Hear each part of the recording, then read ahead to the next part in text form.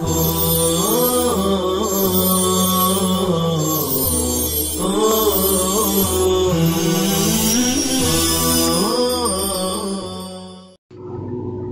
الله الرحمن الرحيم.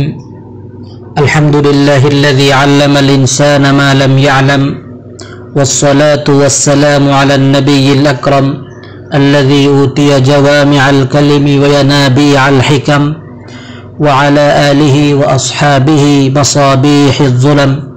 أما بعد. عزیز طلباء کرام، علم اور اہل علم کے مقام و مرتبے کے حوالے سے جب ہم ذخیرہ احادیث رسول صلی اللہ تعالی علیہ وسلم پر نگاہ ڈالتے ہیں تو پتہ چلتا ہے کہ احادیث کی کتابوں میں علم سے متعلق پورے ابواب موجود ہیں. مثلا صحیح بخاری میں وحی کی ابتدا اور ایمان کے بعد ہی علم کا باب شروع ہو جاتا ہے، جس میں حافظ ابن حجر رحمہ اللہ کے قول کے مطابق 74 حدیثیں اور صحابہ کرام و تابعین کی 22 روایتیں موجود ہیں. اسی طرح صحاح ستہ اور دیگر کتب احادیث میں بھی علم سے متعلق ابواب موجود ہیں، بلکہ بعض علماء نے مستقل اسی موضوع پر احادیث رسول صلی اللہ علیہ وسلم کو جمع کرنے کا عظیم کارنامہ انجام دیا ہے.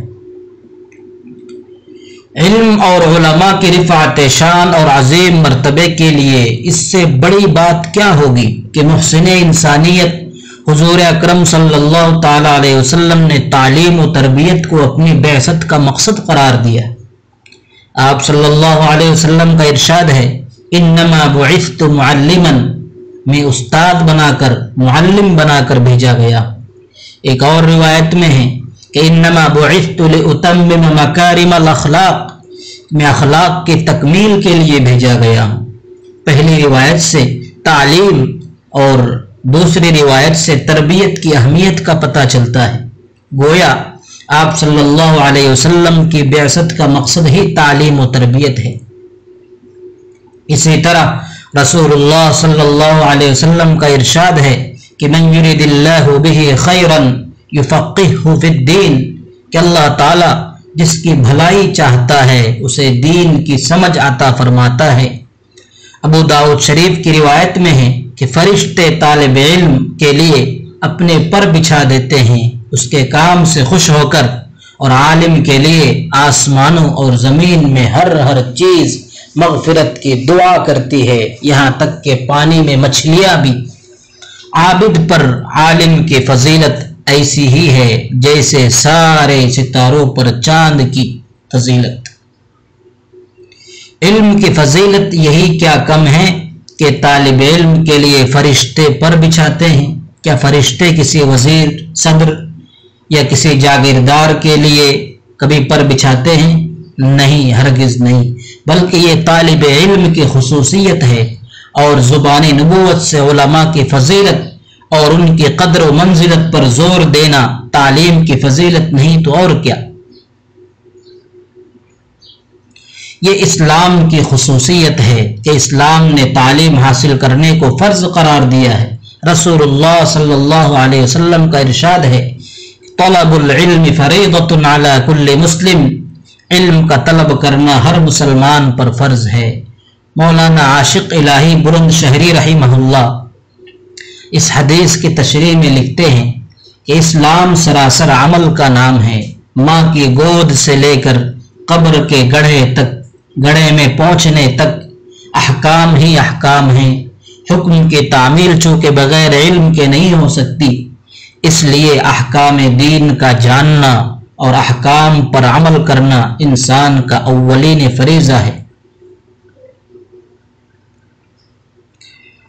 حضرت کثیر ابن قیس فرماتے ہیں کہ میں ایک مرتبہ اپنے والد حضرت ابو الدرداء رضی اللہ عنہ کے ساتھ دمشق کی جامع مسجد میں بیٹھا ہوا تھا کہ اچانک ایک آدمی ان کے پاس آیا اور کہنے لگا کہ ابو الدرداء، میں آپ کے پاس حضور صلی اللہ علیہ وسلم کے شہر مدینہ طیبہ سے حاضر ہوا ہوں، صرف ایک ایسی حدیث کو حاصل کرنے کے لیے جس کے بارے میں مجھے معلوم ہوا ہے کہ آپ اسے براہ راست حضور اکرم صلی اللہ تعالی علیہ وسلم سے روایت کرتے ہیں، اور میں کسی ضرورت دنیاوی کی وجہ سے نہیں آیا۔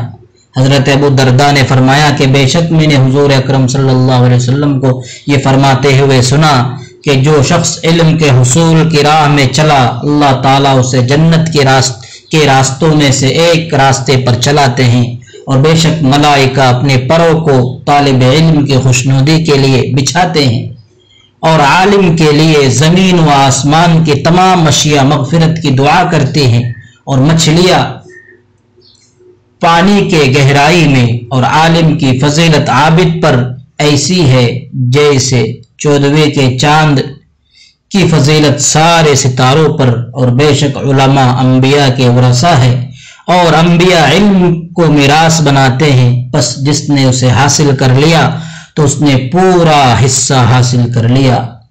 اس حدیث مبارکہ سے کئی باتیں معلوم ہوتی ہے۔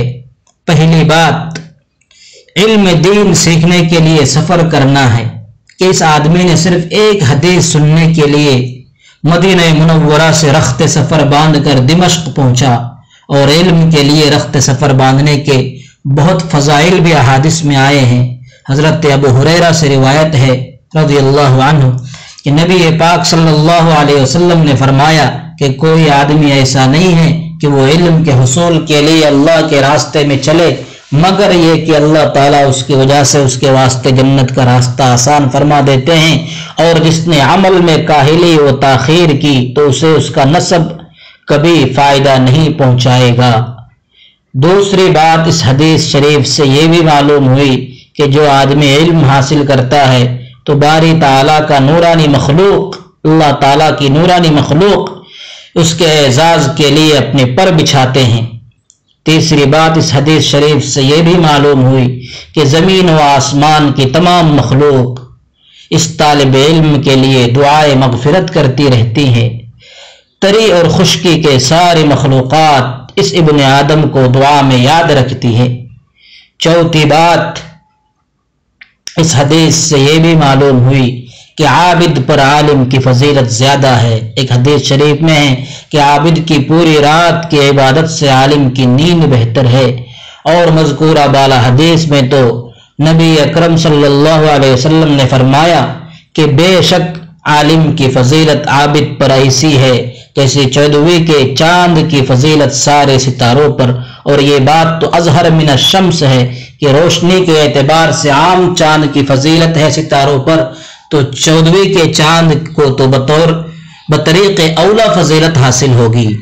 پانچویں بات، اس حدیث شریف سے یہ معلوم ہوئی کہ علماء کرام انبیاء کرام کے وارث ہے، اور انبیاء علیہم الصلاۃ والسلام تو درہم و دنانیر نہیں چھوڑتے مگر صرف علم ہی کو چھوڑتے ہیں، تو یہ علماء کرام انبیاء کے علمی وارث ہیں۔ رسول اللہ صلی اللہ علیہ وسلم نے تعلیم حاصل کرنے کی تاکید فرمائی ہے، اور علماء امت کو یہ ذمہ داری دی ہے کہ وہ لوگوں کو دین سکھاتے رہیں۔ آپ صلی اللہ علیہ وسلم کا ارشاد ہے، علم سیکھو اور علم کو سکھاؤ، فرائض سیکھو اور لوگوں کو سکھاؤ، قرآن سیکھو اور لوگوں کو سکھاؤ، کیونکہ میں انسان ہوں جو اٹھا لیا جاؤں گا، اور علم بھی عنقریب اٹھ جائے گا، اور فتنے ظاہر ہوں گے جن کی وجہ سے شریعت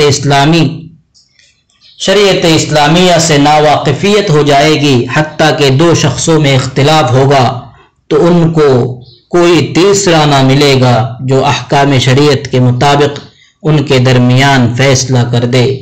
اللہ تعالی ہمیں علم نافع اور عمل صالح کی توفیق عطا فرمائے۔ وصلی اللہ تعالی علی خیر خلقہ محمد وآلہ وصحبہ اجمعین۔